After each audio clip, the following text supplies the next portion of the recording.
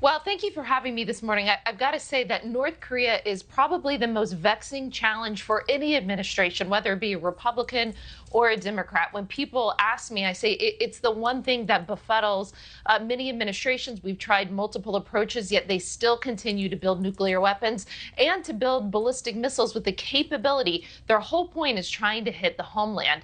That's why it is such a difficult challenge. So in the first few years of the Trump administration, Nikki Haley, who was UN ambassador at the time, was able to negotiate the toughest sanctions ever on North Korea, and China and Russia, who are a part of the Security Council, actually agreed to those. So remember that North Korea is on China's border. One of the things that China and Xi Jinping are very concerned about is that any instability in North Korea could bleed over into China, an already very populous country, a country, as you know, that is going through a lot of economic turmoil at the moment. So what is China seeking to do with North Korea? They're seeking stability. They want regime stability. They don't want thousands, hundreds of thousands of North Koreans coming over into their land, God forbid, if something were to happen. So that's really their main focus and their overarching policy. The Chinese also like the North Koreans to be a thorn in the side of the Americans. They don't mind when Kim Jung Un blusters and threatens nuclear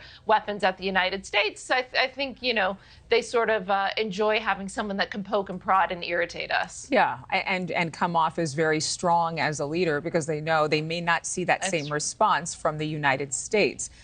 Russia, not surprisingly, believed to be hammering out an arms deal with North Korea. You look at Antony Blinken visiting Ukraine, promising another $1 billion in U.S. aid. Do we have any record keeping right now for how much money is left in the U.S. defense budget and where all the money to support Ukraine is coming from?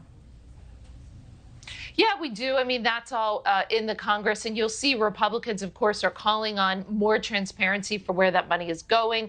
You saw in the last Republican presidential debate, many of them were calling on transparency, accountability, and calling for the Europeans to do more for the defense of Ukraine. And I think it's very appropriate to question the administration.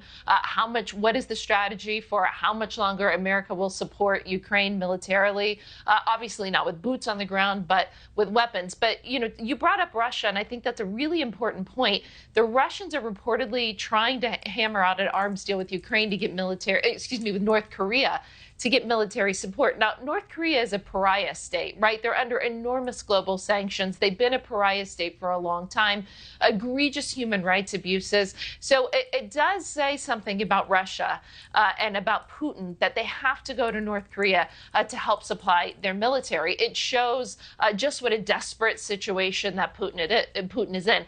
However, even though Putin is desperate and even though Putin has to go to a pariah state like North Korea to get aid, they can still do that. For example, right now, over the last year, we have seen the Iranian regime, who is also under sanctions, providing a lot of these killer drones that the Russians use against Ukrainians, especially in Ukrainian cities against civilians.